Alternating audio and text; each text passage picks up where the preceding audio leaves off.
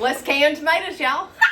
Hey y'all, welcome back to Homestead. So today, let's do the easiest way possible to can diced tomatoes. This is what I'm doing. I am following Ball's tomatoes packed in water recipe. So what I've done is I've got my Presto electric canner here. It's preheated with jars ready to go. I'm doing the pint recipe. I've got a huge pot full of water that boiled. Turn up to boil and then cut it down to simmer. It's currently on simmer right now. So what I'm gonna do is cut these tomatoes up, put them in the pint jars, and pack them in water. This, if you process pints with this, it will only take 40 minutes. If you do it packed in juice, turn to the next page in Ball's recipe book, and it takes over an hour, and I don't want to deal with that. So this is the easiest way. So I've got some beautiful red tomatoes here. I've already done 4 pints. I've got tomatoes everywhere, guys. In one afternoon, we picked 4 large baskets out of a raised bed, and that's it. So what we're gonna do, I've got my jar here, I've got my funnel. I'm gonna show you all that. And what I'm gonna do is show you one method and then zoom in and show you. So tomatoes, if you pick one, you're gonna have one with a bad spot. I mean, any tomato you pick, most of these are better boys, but I've got all kinds. I've got Paul Robeson, I've got black creme, black brandywine, I've got everything known to man. What I'm going to do for these tomatoes, you can do this whole, halved, or quartered. I'm dicing them, so this is going to be more like quartered, okay? What I'm going to do right off the bat is cut off any bad spot. So I'm going to go through here and cut it off just to see what we're working with up under this tomato. I've got a bowl here that's going to hold all of my juice and my scraps. I'm going to throw that to my chickens and divvy it up between the pins. Next, get to the shoulders and the top and cut off the stem. Then go to the blossom end, the bottom of the tomato. Cut that off, just like that. There's not really much you can do with this, but if you get to the shoulders of the tomato where the stem is, you can work around it and cut pieces of the tomato to use. So we're gonna put them in there, waste not, want not. And now, finally, we're going to core this tomato. You need to core it, just kind of do your knife around. If they're nice and red and ripe, this will be super easy. It just pops out like that, and you can save most of your tomato by coring it. Now, they're going to tell you to peel it. I am personally not. You do what it says. But for years now, I have not peeled my tomatoes. I don't see the point in it because most of our diced tomatoes goes in soup for wintertime. I don't personally peel them. A lot of people get, they want to peel them. That's fine. I just don't. So take your slices and put it in there. That one large tomato filled up half a pint. This is messy. I'm using my husband's shop towels. He bought some and we're using them for canning. This is super messy doing tomatoes. Okay, so I've got another one with a pretty bad spot, but otherwise, he's a beautiful tomato. Don't discredit these. If there's a bad spot, cut it off. Just start digging into the tomato to see where you're at. Cut that off and see he's fine. I'm gonna go into the blossom end of this one, slice that off. The reason you cut the blossom end off of anything is because that rots quicker than anything else. Next, I'm going to core it. Now, you do want good ripe tomatoes for this. You do not want tomatoes that are underripe. So there you go. That's perfect. So I'm going to cut it up. And if this was whole, I couldn't even fit this in a quart jar. Some of these are so large. The best variety I've had this year by far, and probably what I'm going to be sticking with from here on out, is Better Boy. Better Boys grow down here in the South like no other. They take heat and humidity. A lot of people like Atkinson. I'm not an Atkinson fan. They're not near as large as the Better Boys, in my opinion, or my soul, okay? So, there's that. But I will say, I've shied away from Better Boys because they're huge. And so, when you're growing something like this, if you've got blight or disease and you need to do something with your tomatoes quick and they're green, I like to slice mine. And I've had to do that year after year. If it's a heavy rainfall summer, or if it's very humid down here, we'll get blight. It'll start eating the tomatoes, but you can pick them green. But you can't can them really green unless you pickle them or put them in salsa, verde, things like that. But you can slice these. Problem is that's so large. Slice, it won't go in a pint, it won't go in a wide mouth, it won't go in a quart. So you may want to pick them a little underripe because Better Boys will get huge. I had one while ago that was both hands, huge. So I've got my tomatoes in here. Pack it down. So you can add a little bit more bang for your buck. And I'm gonna pick a smaller one here. Let's see, he looks good. He's got a few spots though. So I'm gonna cut off the tip, cut off any spot I see that I'm not liking. Again, it says to peel. I don't peel. That's just me. Core him. Go in the center, because you don't want that in your stuff. Do like that. That's it. So that fits perfectly down in there. Now, what you're going to do next, you've got one of two options. Take that juice and put it in your little scrap bucket where I'm doing this for the chickens. Just like that. You can add citric acid or you can add lemon juice, but you've got to raise the acidity even more in these jars, even though these tomatoes are very acidic. So I am using citric acid. I've got Mrs. Wages, and for a pint it is 1/4 teaspoon that we're going to use. So put that in here, and don't breathe right over that. That is strong stuff. I usually use lemon juice, but this is just what I had on the shelf, and I forgot it when I went to Walmart for the first time in 2 months today. Y'all give me a big clap. The first time in 2 months. The last time we went, we didn't even get groceries. So I'm extremely proud of that. Next, we're going to pour our water over this. So I'm going to start with 1 ladle full of hot, clean water, just like this.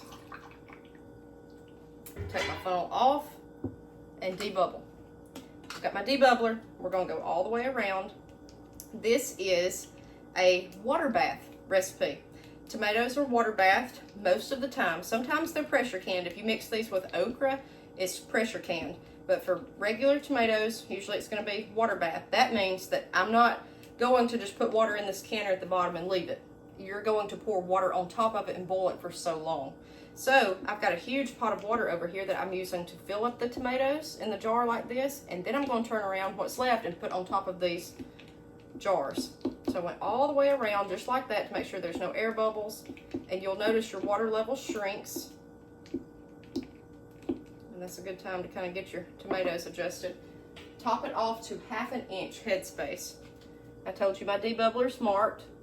My husband did that for me with his sweet self, so I'd know where to do the lines at, because I couldn't judge that stick. I didn't know. And they say you can look at the rings on the jars, but that don't work to me. So I just look at my debubbler. Use a damp paper towel, clean off the top. Go all the way around. This is messy. This is very, very messy. So I hope you have on clothes you don't care about. This is my old Homestead t-shirt here that I wear around the house. It's large, it's comfortable, and that's what I can in usually. Because if you've got, don't wear anything white. You'll look like a stuck hog, okay? Stuck hog. All right, put a lid on it. Literally, put a lid on it. I don't tickle myself. All right, put your clean, washed lid, even though it's new, on that can. Grab you a ring. And I've shown y'all this before. People ask me this all the time. Why jars aren't sealing? It's a lot of times it's how you're putting this ring on. You're not getting it on track. Get it kind of in the grooves. See, like that one's not wanting to work. Okay, I just got him on track. It just popped. See that? Okay, he's on track. So, spin it. Give it an extra twist. That's it, okay? That's it. So, what I'm going to do is put this in here, in the canner, and I'm going to zoom in and show you all this one more time, and then I'll show you the results. Okay, guys, I got my cutting board. Y'all are zoomed in all the way. Very good. I got all my little supplies here. I'll put my funnel over my jar so y'all can see this, and I'm going to do this right here. I have not even been through this one bowl, and I only have 2 pints left after this. My canner will hold 8 regular pints, so let's get after it. Yellow is not quite ripe. I could have waited a day or two, but it is what it is. Okay, so I'm still going to kind of core him here a little bit. That's good enough to be ripe, in my opinion. But you don't want like yellow tomatoes to do this. And I'm going to tell you something else. Different colored tomatoes, they say the acidity is different in each one, so just be careful with that. Okay, so take it, put it in this jar. Let's find this one. Okay, that's a beautiful tomato. Cut the top off. If he looks healthy like this, if you see some spots you want to shave off, cut that off the shoulders. Put it in there. Still got my core though. Take off the blossom end just a little bit. Core it. Just go around. And it'll just pop out if it's really ripe. Then just start cutting. So am I sitting here counting each one, whether that's an exact quarter or not? No, I'm not. I'm just chopping them up, okay? Diced tomatoes. Diced tomatoes is so good to do this homegrown and by yourself because A, it saves money. Diced tomatoes are cheap though. Now he's got a bad spot and he's split, but we're gonna take care of that. Just cut it up. If it's bad, now you're gonna have to sacrifice that and cut where it's split down into the tomato like I just did. Throw that over here. Diced tomatoes, you know what's in them. There's no preservatives except you got this, unless you're using lemon juice, the citric acid, and it's just so wonderful to throw this in a super stew, and it does elevate the taste. I don't like the taste of canned tomatoes from the store, but I love them homegrown. It just adds more of a tangy taste, and I'm one of these that like a tangy tomato. I don't like them sweet. Most of these are better boys, and I'm gonna tell you, that's a good thing and a bad thing. Because better boys, a lot of times, pack your jar down, will not fit if you're slicing them for green tomatoes. See that? You're getting more room. Okay. They just will not fit if you're slicing them. Like this is a better boy. That's not going to fit in here. It's not going to fit in a wide mouth. It's not going to fit in a quart. It's just not going to fit. It's so huge.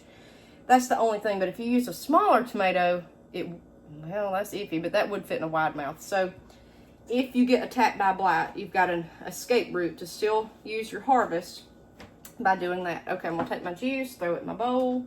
This is just a mess. It's just a way to get it out of here, get it contained. Okay, next step. You've got to do this. Add the citric acid or lemon juice. 1/4 teaspoon for the pint. Quart's different. Down in there, like that. Now let's add water. If you can can tomatoes, I'd say you've got it licked. Tomatoes, it just seems like everybody has trouble with tomatoes for some reason. Okay, debubble, go all the way around. See how messy these towels are? This is messy. Woo! Go all the way around. And you'll see bubbles in it. Looks like dish soap. That's from that citric acid a lot of times.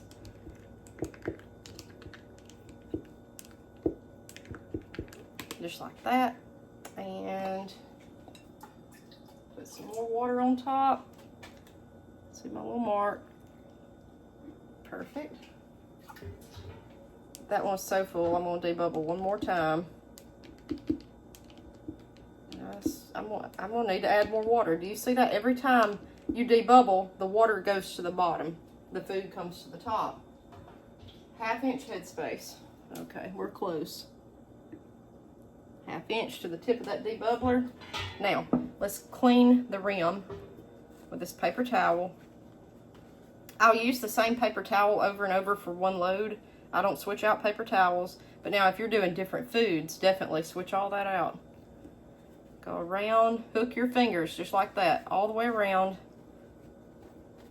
Give your can a wipe. You've got to clean these after you take them out of the canner. If not, mold will grow all through here. You've got to clean your jars as much taking them out as you do when you're putting them in the canner. Got a good clean lid here. Just dry him off. Make sure he's extra dry. Kind of get him down on that secure. Take your ring, put it on like that, spin, extra twist. That's it. Okay guys, so I'm going to finish the last 2 of these and I'll show you the results.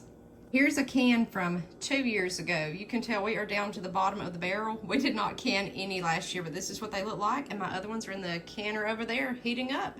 Guys, easy, beautiful, simple way to can diced tomatoes. We'll see you guys next time on Homestead.